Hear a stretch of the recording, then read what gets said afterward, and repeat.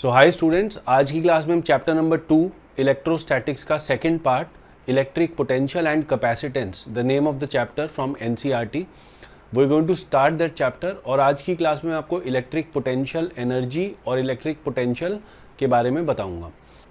Students, आज की class में हम इलेक्ट्रिक पोटेंशियल एनर्जी से स्टार्ट करेंगे, ठीक है। तो उससे पहले मैं आपको कुछ पोटेंशियल एनर्जी के बेसिक्स के बारे में बताना चाहूँगा। तो आपने क्लास 11th में और क्लास 9th में भी कुछ हद तक पोटेंशियल एनर्जी नाम का जो टर्म है उसको आपने यूज़ किया हुआ है, उसको आपने सुना हुआ है, थोड़ा बहुत आपको आइडिया है उसके बारे में।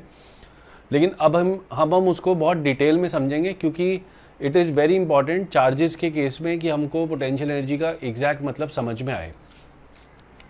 तो before I start the concept of potential energy, मैं आपको कंजर्वेटिव फोर्सेस के बारे में बताना चाहता हूँ, ठीक है। तो टॉपिक का नाम है सबसे पहले कंजर्वेटिव फोर्सेस। कंजर्वेटिव फोर्सेस जो होती हैं तीन तरह की होती हैं। सबसे पहली होती है स्प्रिंग फोर्स, उसके बाद होती है ग्रेविटेशनल फोर्स, और थर्ड नंबर पे जो कंजर्वेटिव फोर्स होती है जिसके बारे में आपने अभी तक ज़्यादा नहीं पढ़ा हुआ है, उसका नाम है इलेक्ट्रोस्टैटिक फोर्स ऑफ अट्रैक्शन और रिपल्शन, या कूलम्बिक फोर्स, जिसके बारे में हमने चैप्टर 1 में डिटेल में पढ़ा है। तो ये जो कूलम्बिक फोर्स होती है ये भी एक कंजर्वेटिव फोर्स होती है। Do you understand? इसकी कुछ प्रॉपर्टीज़ होती हैं। ये तीन तरह की होती हैं। कौन कौन सी? स्प्रिंग, ठीक है, ग्रेविटेशनल, और third electrostatic.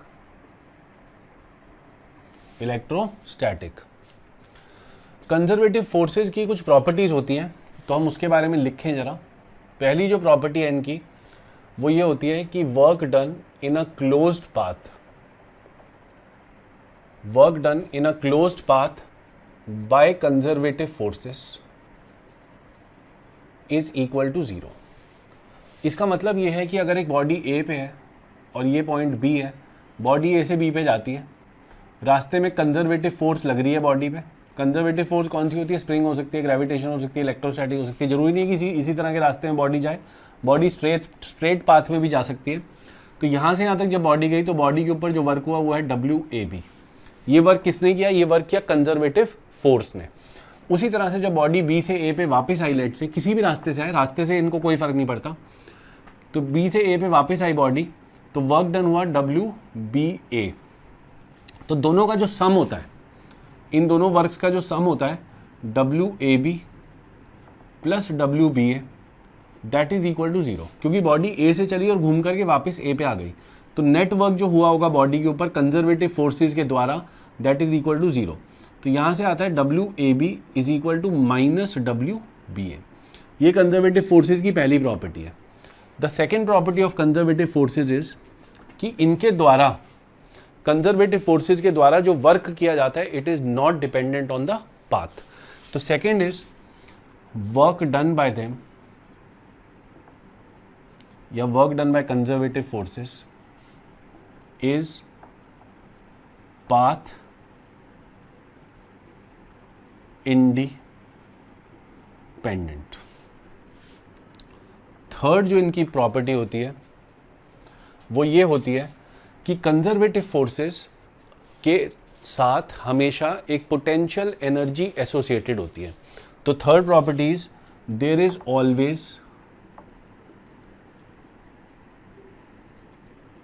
Always a potential energy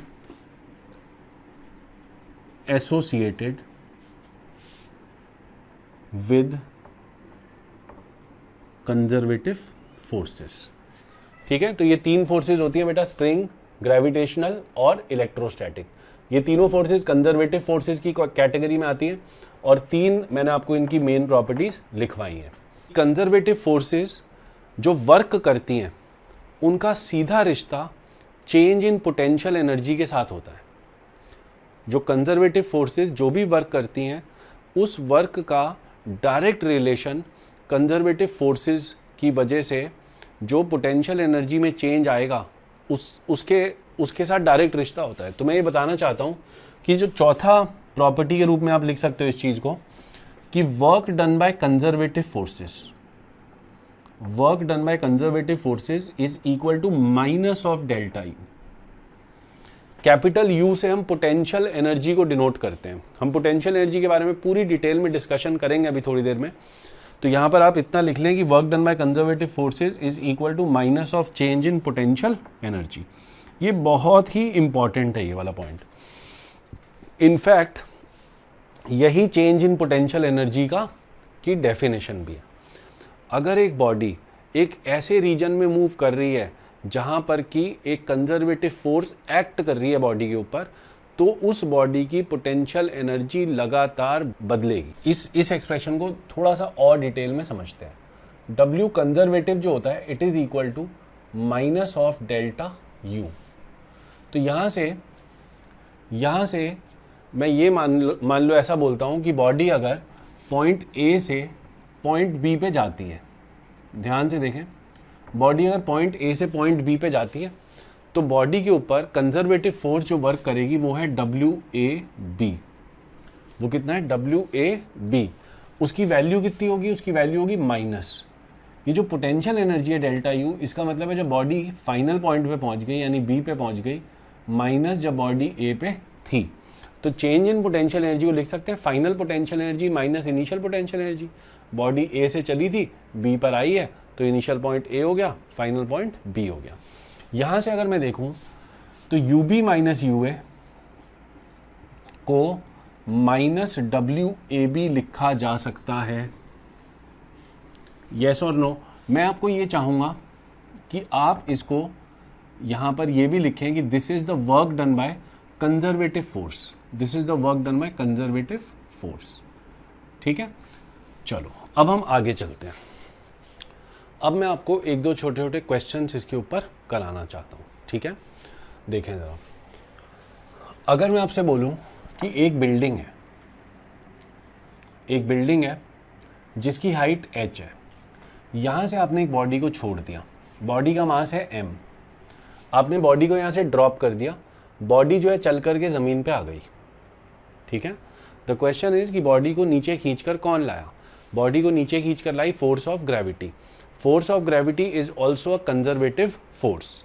तो ये बॉडी एक कंजर्वेटिव फोर्स के एक्शन के अंडर यहाँ से यहाँ पे आई है, हाँ या ना? तो हमने देखना है कि रास्ते में इसके ऊपर ग्रेविटी ने कितना वर्क किया होगा। तो हम बोलेंगे work done by gravity on this body. तो वर्क होता है FD cos थीटा। फोर्स लग रही है इसके ऊपर mg, डिस्प्लेसमेंट हुई है इसकी h, और इनटू mg भी नीचे लग रही है और इसकी डिस्प्लेसमेंट भी नीचे हुई है। तो इन दोनों के बीच में जो एंगल है फोर्स और डिस्प्लेसमेंट के बीच में, दैट इज 0। तो cos ऑफ 0 डिग्री। तो आंसर आ गया प्लस mgh। तो ग्रेविटी ने इस बॉडी के ऊपर प्लस mgh का वर्क किया है। तो इसके पोटेंशियल एनर्जी में चेंज कितना आया होगा, वो हमको ये रिलेशन बताएगा कि work done by conservative force is equal to negative of change in potential energy. तो हम उसको यूज करते हैं। तो हम बोलेंगे कि ये जो वर्क हुआ है इस बॉडी के ऊपर, यानी work done by conservative force is equal to minus of delta U.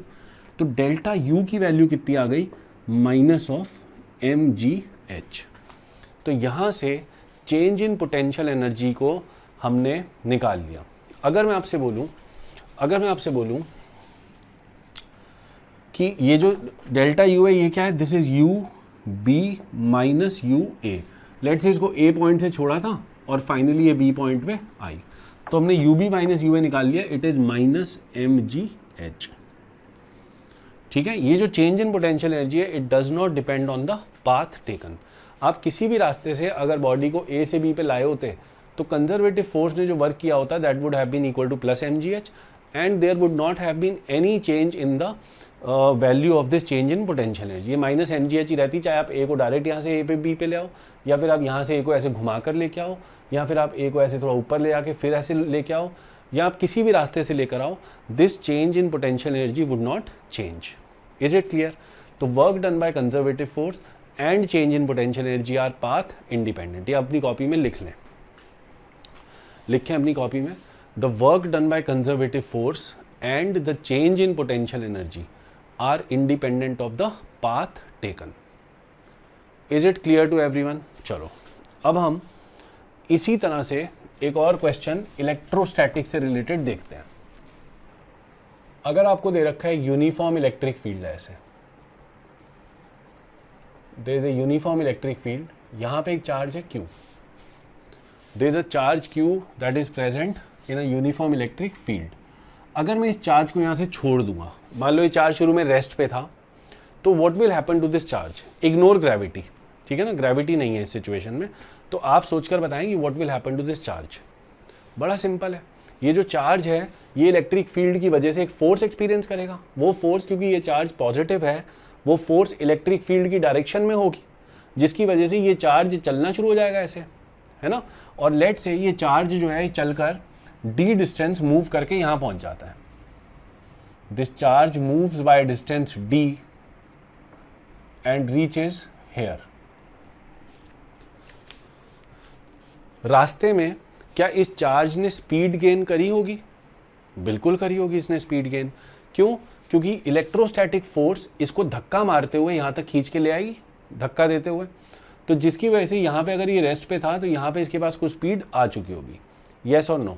तो अगर मैं बोलूँ कि इसका मास m है, तो क्वेश्चन है, पहला क्वेश्चन है calculate the work done by electric force, जो कि एक कंजर्वेटिव फोर्स होती है। सेकंड डेल्टा यू निकालें। अभी मैंने आपको ये बताया नहीं है कि इससे रिलेटेड भी एक पोटेंशियल एनर्जी होती है, लेकिन आप इस चीज़ को जान लें और मान लें कि इलेक्ट्रोस्टैटिक फील्ड के साथ भी एक पोटेंशियल एनर्जी एसोसिएटेड होती है, जिसको हमने इस चैप्टर में डिटेल में पढ़ना है, ठीक है।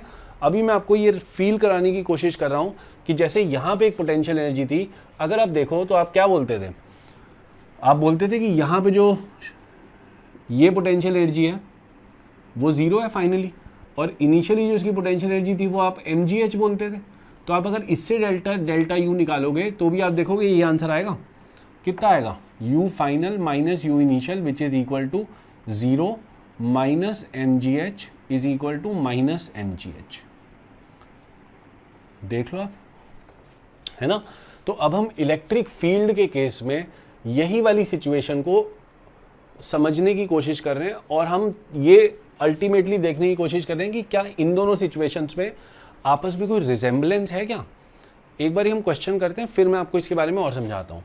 इलेक्ट्रोस्टैटिक फोर्स का वर्क कितना होगा? वर्क का फॉर्मूला होता है F D cos theta. F जो इस पे लग रही है इस चार्ज पे, force is acting in this direction and the value of that force is Q into E. तो ये हो गई क्यू ई इंटू डिस्प्लेसमेंट है इसका डी, क्यू ई भी राइट में और डिस्प्लेसमेंट भी राइट में, तो एंगल है कॉस ऑफ 0 डिग्री। आंसर है plus Q E D. Yes और नो? आंसर है प्लस क्यू ई डी। मतलब इसके ऊपर इलेक्ट्रोस्टैटिक फोर्स ने पॉजिटिव वर्क किया, और आपको तो इतना पता ही है कि अगर कोई फोर्स किसी बॉडी पे पॉजिटिव वर्क करती है तो वो फोर्स उस बॉडी की स्पीड को बढ़ा रही होती है ना। तो पॉजिटिव वर्क का मतलब ही होता है कि स्पीड बॉडी की इस फोर्स की वजह से बढ़ेगी। Now the second thing is कि इस केस में डेल्टा यू कितना हुआ? डेल्टा यू हुआ minus Q E D. Delta U हुआ माइनस क्यू ई डी। कैसे निकाला? मैंने सीधा इसको निकाला और माइनस कर दिया यहाँ पे। Is it clear? तो ये आंसर आ गया। इसका मतलब इस चार्ज की यहाँ से यहाँ जाते वक्त पोटेंशियल एनर्जी में गिरावट आई है। तो यहाँ पोटेंशियल एनर्जी ज़्यादा होगी और यहाँ पहुँच के पोटेंशियल एनर्जी कम होगी। Is it clear? अब देखो ज़रा, let us compare the two situations. ये मास था, इसको आपने यहाँ से छोड़ दिया, ये ग्रेविटेशनल फील्ड में, ग्रेविटेशनल फील्ड ने इसको नीचे की तरफ खींचा, और जब ये यहाँ से नीचे आया तो इसकी पोटेंशियल एनर्जी में गिरावट आई। कैसे पता? फाइनल पोटेंशियल एनर्जी हमारे हिसाब से कितनी है? 0। इनिशियल पोटेंशियल एनर्जी कितनी थी? Plus mgh। तो इसकी पोटेंशियल एनर्जी में गिरावट आई, जिसकी वजह से डेल्टा यू की वैल्यू नेगेटिव आई। अगर किसी क्वांटिटी में गिरावट आती है तो उस क्वांटिटी में डेल्टा निकालने पे, चेंज निकालने पर नेगेटिव आता है। अगर मान लो आपके पास कोई क्वांटिटी है, वो चीज़ अभी 100 है उसकी वैल्यू, थोड़े समय बाद उसकी वैल्यू 70 हो गई, तो आप खुद सोचो कि उसका डेल्टा यू कितना होगा? उसका डेल्टा यू होगा 70 माइनस 100, यानी minus of 30। Is it clear? समझ में आ रहे हैं? मैं ऐसे ही बोलता चला जा रहा हूँ। आ रहा है ना थोड़ा बहुत, अब सुनते जाओ। तो अगर कोई क्वांटिटी का डेल्टा नेगेटिव है तो मतलब उस क्वांटिटी में गिरावट आ रही है। यहाँ भी डेल्टा यू नेगेटिव, यहाँ भी डेल्टा यू नेगेटिव, है ना। यहाँ पे मास को छोड़ा तो वो नीचे आ गया, यहाँ पे चार्ज को छोड़ा तो वो इलेक्ट्रिक फोर्स की तरफ चल पड़ा। यार अगर तुम किसी बॉडी को, एक बॉडी को तुम लेते हो और उसके ऊपर फोर्स लगाते हो, वो बेचारी बॉडी रेस्ट पे थी शुरू में, है ना वो लेफ्ट में जा रही थी ना राइट में जा रही थी, आपने उसको बेचारी को फोर्स लगा के चलाया, तो फोर्स लगने पे जब वो चली तो वो तो फोर्स के हिसाब से ही चलेगी ना। ऐसा तो होगा नहीं कि आपने एक बॉडी को लिया, उस पर फोर्स ऐसे लगाई और वो चलना इधर शुरू हो गई, ऐसा तो नहीं हो सकता। तो फोर्स जिस तरह बॉडी पे लगेगी, रेस्ट पे रखी बॉडी तो उधर ही चलेगी। तो इलेक्ट्रिक फोर्स जो है वो इस बॉडी को यहाँ से यहाँ जब लेकर आई तो उसने उसके ऊपर पॉजिटिव वर्क करा और इसलिए डेल्टा यू की वैल्यू क्या आ गई, नेगेटिव। तो हम बोलेंगे ये चार्ज ऐसे मूव किया ताकि इसकी पोटेंशियल एनर्जी कम हो जाए। अब जरा एक दूसरा एग्जांपल देखो, यहाँ पर मैंने पॉजिटिव चार्ज लिया था, now I will take up another example in which I will take a negative charge. So this is the electric field which is a uniform electric field. यहाँ पर मैंने एक चार्ज ले लिया minus of Q, minus of Q. What will happen, इस minus Q के ऊपर जो फोर्स लगेगी इलेक्ट्रिक फील्ड की वजह से वो इलेक्ट्रिक फील्ड के ऑपोजिट होगी, लेकिन वो होगी क्यूई के बराबर। मान लो इस क्यूई के इन्फ्लुएंस में आकर ये चार्ज ऐसे डी डिस्टेंस चल पड़ता है, ये चार्ज डी डिस्टेंस चल पड़ता है मान लेते हैं। तो इस डी के चलने पे ये चार्ज यहाँ से यहाँ पे पहुँच गया। मेरा सवाल है आपसे, पहला पॉइंट कि work done by electric force जो है वो निकालो, और दूसरा सवाल डेल्टा यू निकालो। बिल्कुल सेम, यही दोनों क्वेश्चंस। करें कोशिश, करो कोशिश, वीडियो पॉज करो, think about it for 2 minutes. दिमाग में इसको, इस चीज़ को बिठाना बहुत ज़रूरी है। चलो तो देखते हैं। फोर्स लग रही है इस बार लेफ्ट की तरफ, डिस्प्लेसमेंट भी है लेफ्ट की तरफ, तो वर्क डन बाय इलेक्ट्रिक जो हुआ that will be equal to QE into D into cos zero, QE into D into cos zero. समझ गए क्यों? क्योंकि इस बार फोर्स भी लेफ्ट में हो गई और डिस्प्लेसमेंट भी लेफ्ट में हो गया, तो ये हो गया क्यू ई डी। मैं डायरेक्ट लिख रहा हूं। And what about delta U, ये हो गया माइनस क्यू ई डी। आपके सामने 3 एग्जाम्पल लिखे हुए हैं। यहां पे डेल्टा यू है माइनस एम जी एच, यहां पे डेल्टा यू है माइनस क्यू ई डी, यहां पे डेल्टा यू है माइनस क्यू ई डी। अगर किसी बॉडी को कंजर्वेटिव फील्ड में छोड़ दिया जाएगा, जैसे इस बॉडी को एक कंजर्वेटिव फील्ड में छोड़ दिया गया, ग्रेविटेशनल फील्ड में, इस बॉडी को एक कंजर्वेटिव इलेक्ट्रोस्टैटिक फील्ड में छोड़ दिया गया, इस बॉडी को एक कंजर्वेटिव इलेक्ट्रोस्टैटिक फील्ड में छोड़ दिया गया। मैंने भी ये यूनिफॉर्म इलेक्ट्रिक फील्ड के एग्जांपल लिए। The same conclusions will also be extended to non uniform electric fields. मैं अभी तो आपको यूनिफॉर्म इलेक्ट्रिक फील्ड लेकर के समझाने की कोशिश कर रहा हूँ, बट अल्टीमेटली हम इसी चीज़ को नॉन यूनिफॉर्म इलेक्ट्रिक फील्ड में भी लगाएंगे। मैं चाहता हूँ आप यहाँ से अपने दिमाग में एक कंक्लूजन बनाएं और उस कंक्लूजन को आप मतलब परमानेंटली याद कर लें। चलो अब मुझे फटाफट से सोच के बताओ। Delta U negative, delta U negative, delta U negative. Conclusion is this. I am sure many of you must have gotten to this conclusion. बहुत ही खुशी की बात है, लेकिन फिर भी हम इस कंक्लूजन को अपनी कॉपी में लिखेंगे। लिखें जरा, लिखो, whenever a body is left to move on its own, whenever a body is left to move on its own in a conservative field, in a conservative field, comma,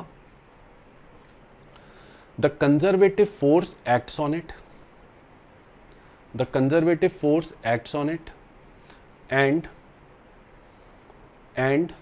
moves it in such a manner, and moves it in such a manner so as to decrease its potential energy, so as to decrease its potential energy।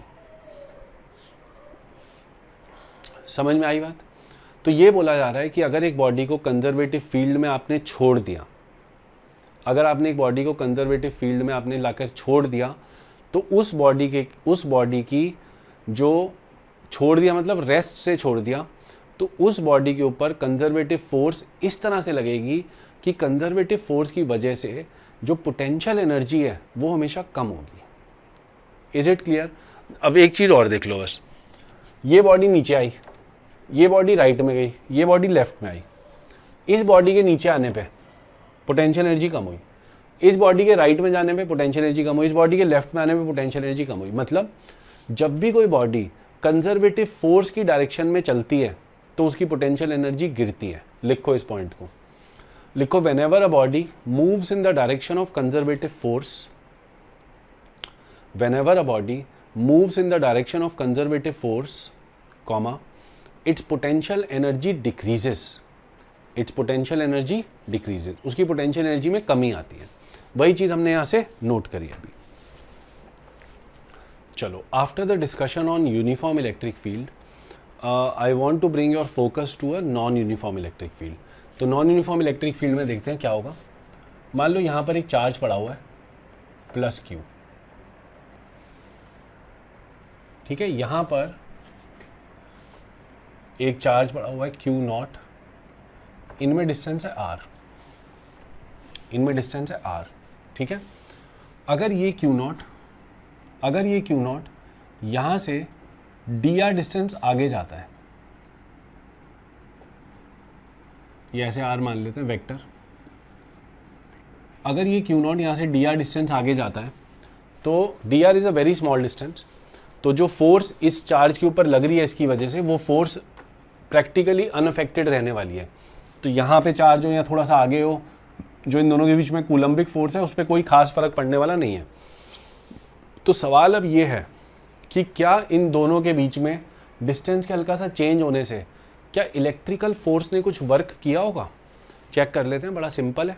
तो देखेंगे हम कि D W electric, अभी हमने W electric निकाला था, कैसे निकाला था? एफ डी कॉस थीटा, लेकिन यहाँ पर डी डब्ल्यू निकालना है और डी डब्ल्यू निकालने के लिए हमने बोलना है कि फोर्स इलेक्ट्रिक जो होगी इस प्लस की वजह से वो ऐसे लग रही होगी, भाई रिपल्शन हो रही है ना आपस में, तो फोर्स इलेक्ट्रिक टुवर्ड्स राइट लग रही होगी। सो this is F electric dot D are, है ना। तो डी आर अगर डिस्प्लेसमेंट है तो डॉट डी आर होगा, अगर आर डिस्प्लेसमेंट थी तो आर था, लेकिन यहाँ पर क्योंकि ये वाली फोर्स यूनिफॉर्म नहीं है तो अगर डिस्प्लेसमेंट मान लो यहाँ से यहाँ तक भी होती तो आपने इंटीग्रेट ही करना था इस बार, क्योंकि फोर्स इज चेंजिंग कंटिन्यूसली। तो आप ये नहीं बोल सकते कि एफ डॉट आर करके एफ डॉट डी करके आप निकाल लो, नहीं हो पाएगा। इस बार ये फॉर्मूला लगेगा। तो अगर मैं यहाँ से देखूँ कि बॉडी को यहाँ से यहाँ लेके जाना है, थोड़ा सा डिस्टेंस आगे मूव कराना है, उसमें डी डब्ल्यू कितना होगा देखें जरा। So this will be equal to F electric dot D R, F electric भी इस तरफ, डी आर भी इस तरफ, तो हम बोलेंगे एफ इलेक्ट्रिक है K Q not upon R square, और डी आर तो डी आर ही है, और साथ में कॉस ऑफ 0 डिग्री। तो आंसर आएगा K Q not by R square D R. समझ पा रहे हो? तो थोड़े से डिस्टेंस के लिए हमने छोटा सा वर्क निकाल लिया, कोई बड़ी बात नहीं है, बहुत ही सिंपल है, अभी तक कुछ भी मुश्किल नहीं है। अगर मैं आपसे बोलता कि ये डिस्टेंस आर ए है और आप इस चार्ज को यहाँ से डी आर मूव कराते यहाँ तक ले आए, और अब जो नया डिस्टेंस है ये वाला ये आर बी हो गया। समझ में आया क्या क्वेश्चन है? कि ये वाला चार्ज पहले आर ए डिस्टेंस पे पड़ा हुआ था, अब मैं इसको धीरे धीरे मूव कराते यहाँ पे ले आया, ये डिस्टेंस अब आर बी है। आपको बोला गया बताओ यहाँ से यहाँ तक ले जाने में टोटल इलेक्ट्रिकल फोर्स ने कितना वर्क किया होगा। कोई मुश्किल नहीं है, इसके सामने लगाऊंगा इंटीग्रेशन, आर की लिमिट लगाऊंगा, भाई शुरू में आर था आर ए और बाद में आर हो गया आर बी, हो जाएगा। तो क्या आएगा? आंसर आएगा K Q not into, I am assuming D R by R square का आपको इंटीग्रेशन आना चाहिए। देखो अब तक तो D R by R square का इंटीग्रेशन होता है -1 बाय आर, कहाँ से कहाँ तक? आर ए से आर बी तक। तो ये आएगा K Q not into 1 by R B -1 by R. ये माइनस को मैंने बाहर निकाल दिया कुछ समय के लिए, फिर इस माइनस को अंदर लेगा तो ये हो गया K Q not into 1 by R A -1 by R B. ये आपने निकाल लिया work done by electric force. भाई सीधा मैंने वर्क का डेफिनेशन का इस्तेमाल किया और work done by electric force निकाल लिया, यही तो किया मैंने। और मुझे ये पता है by definition work done by electric force किसके बराबर है, माइनस ऑफ डेल्टा यू। तो माइनस ऑफ डेल्टा यू आ गया K Q not upon R A minus K Q not upon R B. Minus of delta U को expand करेंगे तो क्या आएगा, ये आएगा माइनस ऑफ डेल्टा यू। तो मैं डेल्टा यू को एक्सपैंड करके अलग से एक हल्की सी कैलकुलेशन आपको दिखा देता हूँ रफ में। तो माइनस ऑफ डेल्टा यू को एक्सपैंड करा तो ये आया माइनस ऑफ डेल्टा यू, मतलब you final minus you initial. You final मतलब जब ये वाला चार्ज और ये वाला चार्ज आर बी डिस्टेंस में है तो उसको बोला यू फाइनल, माइनस यू जब वो ए डिस्टेंस पे थे। इस पॉइंट को ए बोल देते हैं, इस पॉइंट को बी बोल देते हैं। तो ये हो गया K Q not upon R A minus K Q not upon R B. तो यहाँ से अगर मैं देखूँ तो ये आ गया U A minus U B is equal to K Q not upon R A minus K Q not upon R B.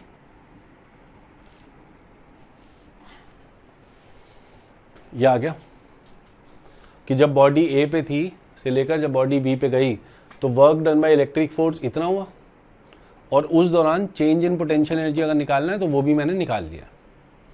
Is it clear? Change in potential energy आ गया और work done by electric force आ गया। Clear है? चलो, तो अभी ये क्वेश्चन आपके सामने लिखा है मैंने, ये क्वेश्चन लिखा हुआ है calculate work done by electric force in shifting the charge from R A which is equal to R to R B which is equal to R. तो बोल रहे इलेक्ट्रिक फोर्स इस दौरान कितना वर्क करेगी। बड़ा सिंपल है, हमारे सामने फॉर्मूला वो लिखा हुआ है, हम बोलेंगे work done by electric force will be equal to K Q not into 1 by R minus 1 by 2r। ये मैंने इस वाले फॉर्मूले को इस्तेमाल किया है। तो आंसर आ जाएगा के क्यू नॉट अपॉन 2r। अगर मैं आपसे बोलूँ डेल्टा यू निकालो तो आप निकाल लोगे, कोई मुश्किल बात नहीं है ना। तो इस तरह से हम वर्क डन बाय इलेक्ट्रिक और चेंज इन पोटेंशियल एनर्जी निकाल सकते हैं। तो चलो माय डियर किड्स, अब हम आते हैं एक लिमिटेशन के ऊपर। एक लिमिटेशन होती है अगर हम केवल और केवल डेल्टा यू को work done by conservative force की टर्म्स में समझें। तो क्योंकि ऐसा देखा गया कि जो कंजर्वेटिव फोर्स है अगर बॉडी को रेस्ट से छोड़ो तो कंजर्वेटिव फोर्स उसके ऊपर हमेशा पॉजिटिव वर्क करती है, इसकी वजह से डेल्टा यू की वैल्यू हमेशा नेगेटिव आती है। तो अगर मैं आपसे बोलूँ ये बॉडी यहाँ से नीचे आ गई, ये तो कंजर्वेटिव फोर्स अपने आप भी ला सकती है। क्या ये बॉडी अपने आप ऊपर जा सकती है? नहीं जा सकती। कंजर्वेटिव फोर्स कभी अलाउ नहीं करेगी इसको अपने आप ऊपर जाने के लिए।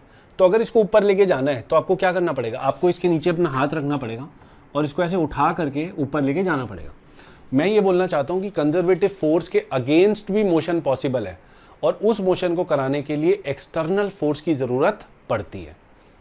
तो लिखो अपनी कॉपी में कि motion against the conservative force is also possible but an external agent is required for that purpose. एक एक्सटर्नल एजेंट की आवश्यकता होती है हमको उस काम को कराने के लिए। तो देखेंगे ध्यान से, हम ये देखेंगे कि कैसे डेल्टा यू को बेटा इसके साथ जोड़ा जा सकता है, डब्ल्यू एक्सटर्नल के साथ। ये समझ गए ना तो समझ लो कि चैप्टर आधा खत्म हो गया। कि देखो ये तो बाय डेफिनेशन है इन दोनों में रिश्ता, लेकिन क्या इसको इसके साथ जोड़ा जा सकता है? The answer is yes. Delta U को work done by external agent के हिसाब से भी समझा जा सकता है। तो वो समझने के लिए वर्क एनर्जी थ्योरम की जरूरत है। ध्यान दो जरा बेटा, वर्क एनर्जी थ्योरम, ठीक है, दोस्तों का दोस्त दुश्मनों का दुश्मन। वर्क एनर्जी थ्योरम क्या बोलता है? ये थ्योरम ये बोलता है summation of work done by all forces is equal to delta k. Summation of work done by all the forces on a body is equal to delta k. तो जितनी भी बॉडी के ऊपर फोर्सेस लगती हैं उनका सबका सम कर लो और उसको डेल्टा के ऊपर या डेल्टा के बराबर रख दो। यही वर्क एनर्जी थ्योरम है। इसका प्रूफ वगैरह सब हमने चैप्टर नंबर 6 क्लास 11th में वर्क बाय एनर्जी के अंदर कर रखा है। तो देखते हैं जरा, हम बोलेंगे किसी भी बॉडी को ले लिया जाए, जैसे मान लो कोई चार्ज को ले लिया, ठीक है, यहाँ पर एक चार्ज और पड़ा हुआ है, उसके इन्फ्लुएंस में ये चार्ज मूव कर रहा है, ये फिक्स है चार्ज अपनी जगह पे, ये मूव कर रहा है, कहीं पे भी जा रहा है। इसको इस बार हमने खुला नहीं छोड़ना। खुला नहीं छोड़ना मतलब जैसे हमने पहले एक चार्ज को यहाँ पे छोड़ दिया और फिर अपने आप जाने दिया, अपने आप जाएगा तो पोटेंशियल एनर्जी हमेशा कम होगी, है ना। लेकिन अगर मैं इसको एक्सटर्नल एजेंट के इन्फ्लुएंस में मूव कराता हूँ तो इसकी पोटेंशियल एनर्जी बढ़ भी सकती है और घट भी सकती है। इसकी पोटेंशियल एनर्जी बढ़ भी सकती है और घट भी सकती है। तो मैं ये बोलना चाहता हूँ कि इसका मोशन होगा, जरूर होगा, लेकिन इस बार इसके ऊपर वर्क करने वाली एक तो हो गई इलेक्ट्रिक फोर्स और एक हो गई इसके ऊपर वर्क करने वाली एक्सटर्नल फोर्स, क्योंकि इसके ऊपर एक्सटर्नल लगाएंगे, अब हम अपनी तरफ से लगाएंगे। हम ये देखना चाह रहे हैं कि क्या एक्सटर्नल एजेंट का वर्क डेल्टा यू के साथ कोई रिश्ता रखता है, तो वो रखता है, लेकिन अंडर सम स्पेशल सिचुएशंस। देखो जरा, work done by all the forces, कौन कौन सी फोर्सेस होती है? Work done by conservative force plus work done by non conservative force plus work done by pseudo force plus work done by any other force is equal to delta K. सारी forces का work का सम करा तो वो change in kinetic energy के बराबर आ गया। Non conservative force होती है फ्रिक्शन, सूडो फोर्स हमारी अभी लगनी नहीं है किसी भी क्वेश्चंस में, तो नॉन कंजर्वेटिव पे हमने क्रॉस करके जीरो कर दिया, सूडो के ऊपर क्रॉस करके जीरो कर दिया।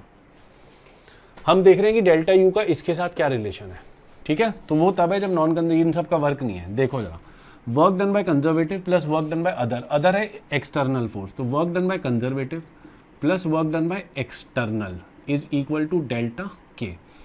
Work done by conservative by definition delta U के बराबर है, डेल्टा यू को ले आए, माइनस साइन को साथ में ले आए, plus work done by external is equal to delta K.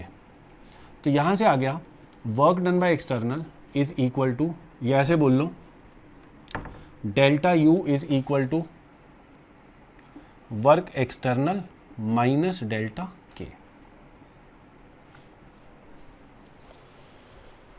हमारी कुछ इच्छाएं थी, इच्छा थी कि डेल्टा यू को डब्ल्यू एक्सटर्नल से रिलेट करें, हमने यहाँ पे रिलेट कर दिया, लेकिन ये हमारी आंखों का कांटा बना हुआ है।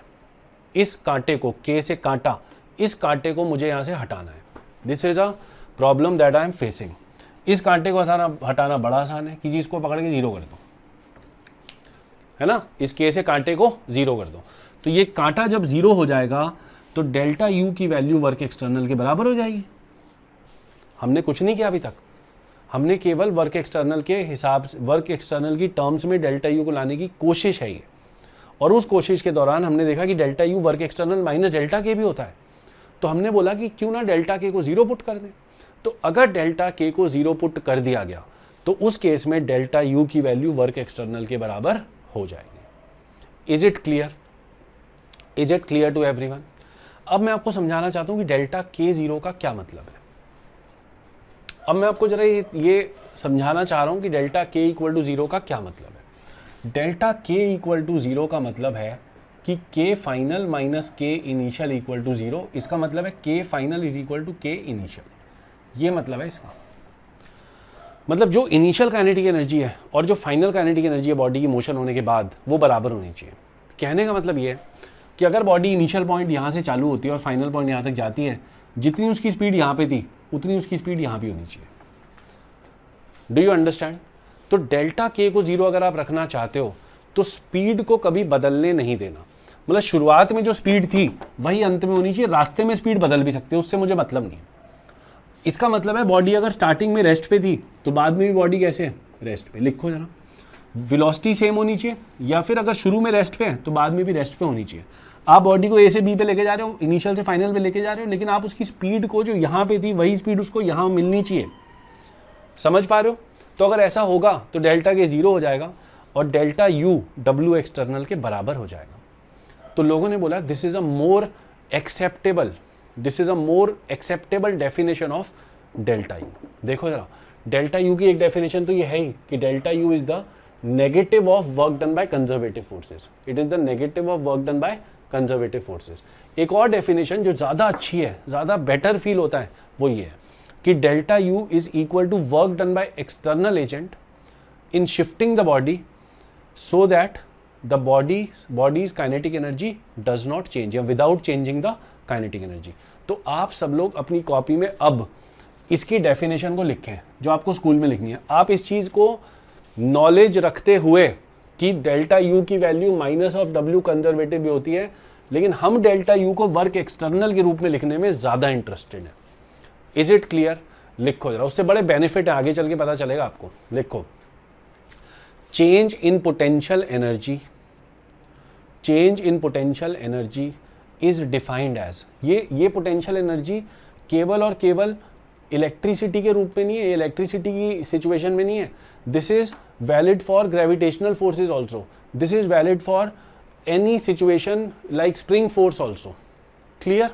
तो ये आप जो जनरल डेफिनेशन लिख रहे हो चेंज इन पोटेंशियल एनर्जी, लिखो जरा। Change in potential energy is defined as the work done by external agent, the work done by external agent in shifting the body from one place to another, in shifting the body from one place to another without changing its kinetic energy. उसकी kinetic energy को बिना बदले जितना work external agent को करना पड़ेगा, उस work को हम बोलते हैं it is equal to the change in potential energy. अब देखो बेटा, इस चीज़ को बोलने का एक स्टाइल और भी होता है कि without changing the kinetic energy को हम ऐसे ही बोल देते हैं स्लोली। तो जब आप किसी बॉडी को स्लोली लेकर आते हो तो उसका मतलब होता है कि जितनी स्पीड उसकी यहाँ पे थी, थोड़ी बहुत स्पीड, उतनी स्पीड उसकी यहाँ पहुँच के भी है। Is it clear? वेलोसिटी में चेंज नहीं आना। किसी बॉडी की वेलोसिटी में चेंज कब नहीं आएगा? किसी बॉडी की वेलोसिटी में चेंज कब नहीं आएगा? अगर उसको स्लोली मूव करा रहे हो एक पर्टिकुलर स्पीड के साथ, तो इसका मतलब क्या है कि उसके ऊपर नेट फोर्स कितनी लग रही होगी? 0 लग रही होगी जब वो चल रही है। तो नेट फोर्स बॉडी पर 0 लगेगी, तभी हम बोल सकते हैं कि ये वाली चीज़ इसके बराबर है। चलो, तो अब हमको यहीं से एक और आइडिया मिला कि जब हम डेल्टा यू निकाल सकते हैं तो शायद हम पोटेंशियल एनर्जी भी किसी सिस्टम की निकाल सकते हैं। तो वो आइडिया ये है कि अगर मैं डेल्टा यू निकाल पाता हूँ और वो डेल्टा यू डब्ल्यू एक्सटर्नल के बराबर है, वो किस कंडीशन में, ये तो आप समझ ही गए हो कि डेल्टा के को क्या रखना पड़ेगा? 0। तो ये दोनों बराबर हैं, तो मैं बोलता हूँ कि U F minus U I is equal to W external. ये कब है? जब डेल्टा के 0। ये कंडीशन तो मीट होनी चाहिए, तभी आप डेल्टा यू को वर्क एक्सटर्नल के साथ रिलेट कर पाओगे। नहीं तो डेल्टा यू को आप किससे रिलेट कर पाओगे? केवल कंजर्वेटिव फोर्स के वर्क से, है ना। Delta U is equal to minus of W C. तो डेल्टा यू को अगर वर्क एक्सटर्नल से इक्वेट करना है तो आपने डेल्टा के को तो 0 करना ही है ना। क्लियर है ना ये वाली बात? चलो, अब देखो यहाँ पे ये चीज़ तो है ही। अगर मैं बोलूँ कि मेरे को u निकालना है किसी सिचुएशन में, तो इनिशियल सिचुएशन में आप u को 0 पुट कर दो, या आप इनिशियल सिचुएशन को ऐसा ले लो कि इनिशियली आप बोल पाओ कि जो इनिशियल पोटेंशियल एनर्जी है दैट इज इक्वल टू 0। अगर आप ऐसा करते हो बेटा, आपने मान लो अगर ये कर दिया कि आप चार्ज सिचुएशन को स्लोली मूव करा रहे हो बॉडीज़ को, और साथ साथ आपने इनिशियल सिचुएशन ऐसी ले ली कि जिसमें आप इनिशियल पोटेंशियल एनर्जी को 0 बोल पाओ, तो उस वक्त आप बोल सकते हो कि यू एफ जो होगा that is equal to W external. बहुत ही सुंदर, बहुत ही इंपॉर्टेंट, वेरी वेरी इंपॉर्टेंट। मैं आपको यहाँ पर रुककर जरा 2 मिनट का समय लेना चाहूँगा, है ना। अब सोचो, अगर आपको बोला जाए कि जो डब्ल्यू एक्सटर्नल है क्या वो फाइनल पोटेंशियल एनर्जी के बराबर है? उसका जवाब है बिल्कुल है, लेकिन उसके पीछे बेटा 2 कंडीशंस हैं। क्या है वो 2 कंडीशंस? ध्यान से देखो, वो 2 कंडीशंस है कि एक तो डेल्टा के 0 होना चाहिए, मैं जो बॉडीज का मोशन कराओ वो स्लोली कराना है आपको। दूसरी कंडीशन, आप इनिशियल सिचुएशन को ऐसा चूज करो ताकि इनिशियल पोटेंशियल एनर्जी को 0 मान पाओ।